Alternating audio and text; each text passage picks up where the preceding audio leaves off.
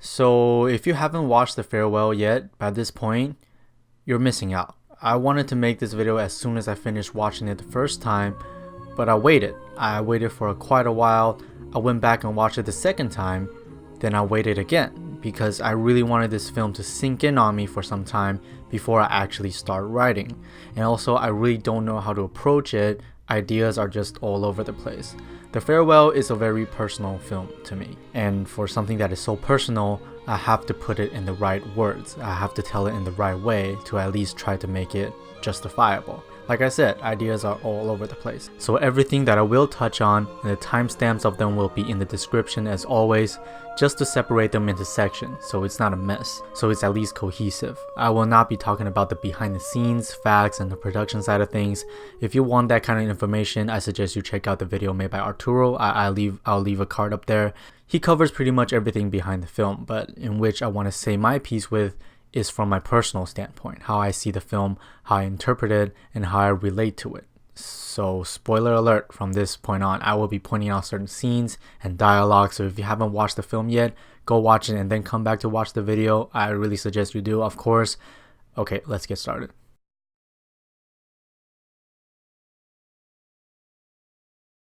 And guess what? I'm the only person on YouTube that get to bash this movie if I don't like it. I said that because when I see The Farewell, the characters within, and especially the main character Billi, played by Awkwafina, I see myself. I see a person who has experienced two drastically different cultures, one from the East and one from the West. And I'm not talking about, oh, most of my life I spent in America, my parents are from the East, so I know what's up, so I know both cultures. I lived my first 15 years of life in China and Taiwan. I moved to the States when I was about 16 and everything started over. I had to learn how to speak English properly, how to interact with Western cultures, and how to adapt to it. It was rough, but that's beside the point. My point is, I understand. I understand what Billi is going through in this movie. I understand why the family decided to lie to grandma, and I understand Billi's confusion. And from those themes and concepts alone makes The Farewell personally the most emotional journey I had in 2019. It is the most accurate depiction of Chinese culture and how they act, how they walk, how they talk, and how they look.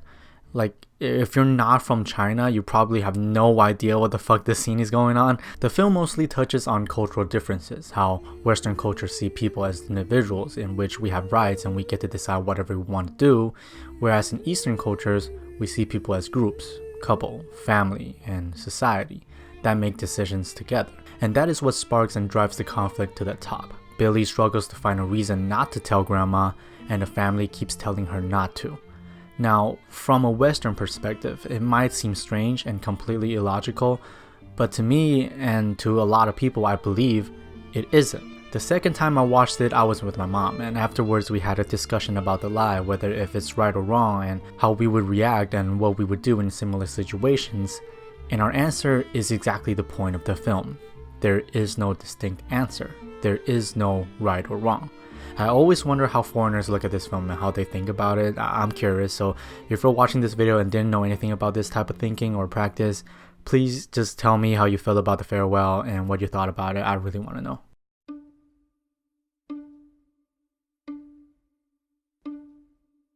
The Farewell is the most accurate depiction of what it's like to have experienced two different cultures and how it may be confusing on screen I've ever seen. Remember the hotel clerk who walked Billi up the stairs and keeps asking questions about how it's like in America? That is one of my most heard conversations ever whenever I meet new people when I'm back in China or Taiwan. As a native, I understand. I understand how it's so interesting for them to wonder about the differences. You have no idea how many times I had the exact conversation, word for word, beat for beat. The line that hit me the most is when the clerk asked which is better, America or China, and guess what my answer always is? For me personally, I don't know which is better. I spent the first 2/3 of my life in China, and there's a personal attachment to me. The streets I used to walk, the buses I used to ride, and the people I used to hang out with.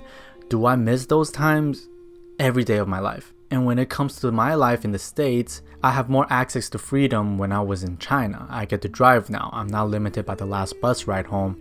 I get to surf the internet more freely. That means I can watch YouTube, make YouTube, and have access to a whole lot of different other social media websites. I get to be more myself when it comes to personality and character. So when people ask me the god-awful and impossible of a question, my answer is always the same. It's different. It's not comparable. I always say that Beijing is the shittiest place ever, but I still love it as a joke and as a meme, of course, but there are a lot of truths to it, and in a lot of ways, Beijing is a shitty place, but there's one trait that exceeds everything. It's home.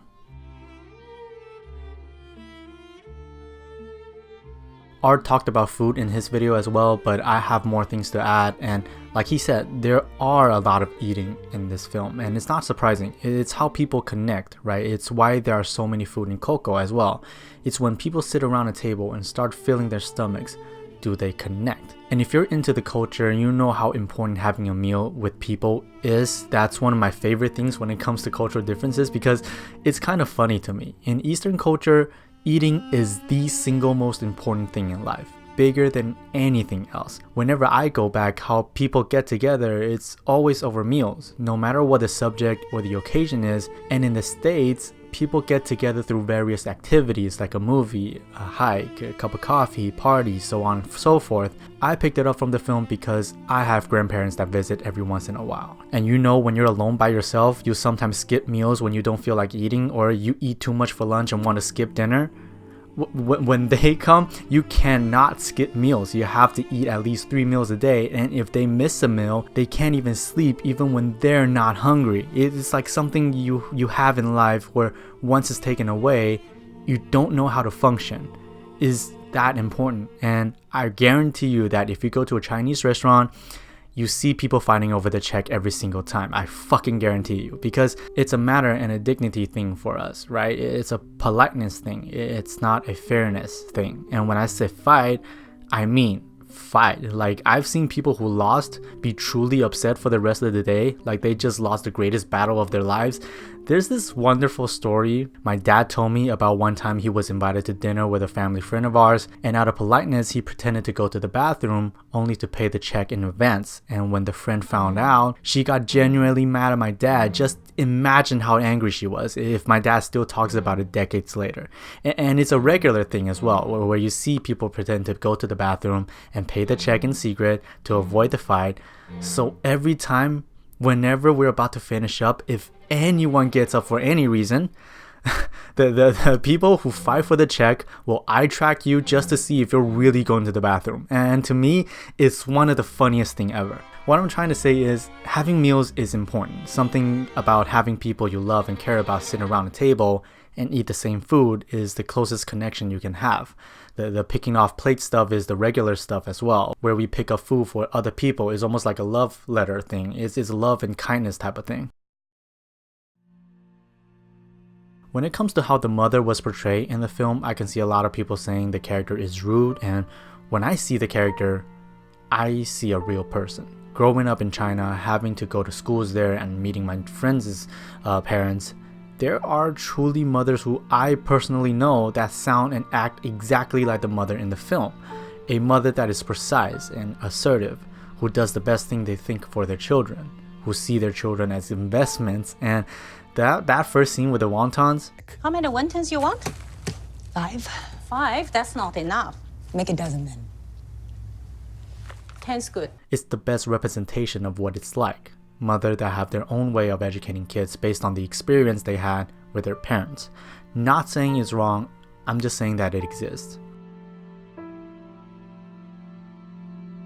Now, for Nai Nai, how she was depicted in the film is also very close to life. The fact that every time your grandparents see you, you somehow never stop gaining height and constantly losing weight at the same time. The fact that she asked how Billi got here first thing, and Billi said she swam here, and for a second, Nai Nai actually bought it, speaks so much to the conversation I have with my grandma, whose 50-year-old son is still growing taller by the second. The exercise Nai Nai does in the yard, saying how it pushes the toxins out, is the most accurate thing ever, and I think I'm saying that a lot, but it's true. The fact that when I used to walk up the block, this side is something that we're so used to seeing so much that we don't see it anymore. It just blends with the background.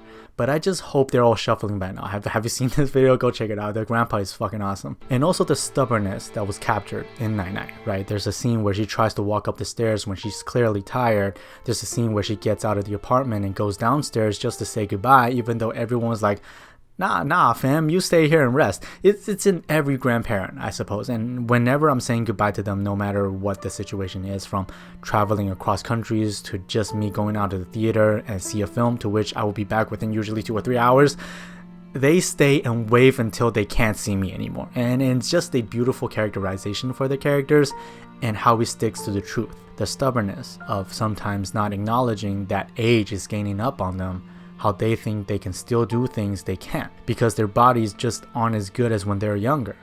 Nai is still trying to contribute when she's coming up with excuses for everyone not to go to the venue and check the menu for her because she has to be the one who goes, right? She's the one who sent the invitation out for the wedding. She's the one looking after the wedding photos because she feels the obligation. For Eastern culture, dignity and not appearing stingy is one of the most important things in a person. We always think about what other people might think about us and theorize what they might be talking about behind our backs, and while at the same time talking behind other people's back. It's just how it works. Nai wanting everyone to say that the couple met for a year instead of just a few months. Nai wanting Billi to be open at the wedding and not be ño, and Nai specifically asking for lobsters on the table just show how important it is for her to not seem out of place, to not seem chaotic as a family. And it goes to the entire culture. That's why everyone is so conservative. Everyone is pretty, no matter how ugly you are, and the point that the woman in the massage place made is spot on. The biggest point I want to drive home is the family dinner scene where they're discussing identities. The uncle claims to be Chinese no matter where he goes, and the father says they're technically Americans. I think this is probably the biggest theme that came up in the farewell that hit me the hardest, because it's a question I ask myself and think about all the time, and it is a question that I hear people around me often discuss about. To me, I see both sides, and that's one of the reasons why I still can't figure a concrete answer out. I spent half a decade in the States by the time this is recorded, and it sounds little, but 5 years is a lot. Things change quick, and I went through such a transformation during the last 5 years of self-discovery, and I'm grateful. And it all started with the language thing, right? If you've seen Arrival, the movie Arrival, you know what I'm talking about. It's related to the Sapir-Whorf's thesis, where it states that the structure of a language determines or greatly influences the modes of thought and behavior characteristic of the culture in which it is spoken. Having to speak mostly English, I started to think and dream in English, and as the hypothesis claims, it has changed my perspective on a lot of things. Over time, I started to interpret my native language, which is Mandarin, in a logic of English manner, leaving me in this really conflicted state of not being able to speak my native language as fluently anymore, and a half-assed English speaker to my core. So from how I talk, how I think, what I do, I might seem very Western, but by blood, I still have yellow skin. Again, I don't have an answer or a resolution for this. It's difficult to identify myself, and it varies all the time depending on which country I'm in and who's actually asking. I agree with the uncle in many ways, and I also agree with the father in many ways, but there's no right or wrong here. It's like the entire film. It's just something to think about. To end this video, I want to talk about the bird that appears in the film multiple times. Lulu Wang, the director, explains it the best. She says in an interview that it represents perspective, how when you see the bird, you can see it as a coincidence where it's the same bird Billi saw in New York, but also you can choose not to see it as anything. I think to me it represents perspective. Like, so many weird coincidences happen all around us all the time if you look for them, and certainly for me, and some of them like are hard to explain because you're like, there's a bird but I just saw the bird, you know, people would look at you crazy, but you know, like, that's strange, it's like the same bird, but I think it sort of represents the fact that if you read into it, if you take meaning from it, then it's meaningful. If you see no meaning in it, you're just like, it's another bird, then there's no meaning. And that's sort of what the whole movie is about. It's sort of perspective and belief, and if you believe something works, then maybe it does. To me, I see it as an entire different thing, where Billi is letting go of the worries and mostly the confusion. When Billi first sees the bird, it somehow got into her apartment. yet all the windows are closed. I saw it as a metaphor for being trapped, like the mind of Billi when her family isn't telling Nai about the illness, the confusion that comes along with that. We often see birds as a symbolism for freedom, and is how I see it when Billi's echo travels across the Pacific Ocean. Nai once says that the exercise pushes the toxins out of the body, and for Billi, the toxin is lack of enlightenment and the distance of cultures in between. And over the course of the film, she finally understands what it all meant, therefore letting the toxin out for the last time, and this time, all the birds disperse from the tree into the sky. The Farewell is a very personal film to me on many levels. It's inspiring seeing Lulu work, and it's inspiring the film actually exists, that it actually got made. The Farewell is based on an actual lie, where everyone is lying to Nai about the cancer, where no matter how you look, you're automatically pretty and handsome in the words of others, where Nai demands the couple to be seen as long-term in the face of the guests, where Billi claims to be fine financially and keeps the rejection of the fellowship as a secret up until the end. Yet, when I see Billi, I see myself. When I see her mother, I see the mothers that I know of. When I see Nai, I see my own grandma. And when I see The Farewell, I see my own story. It's funny because The Farewell is supposed to be based on an actual lie, but to me, it is a lie that tells the most honest truth.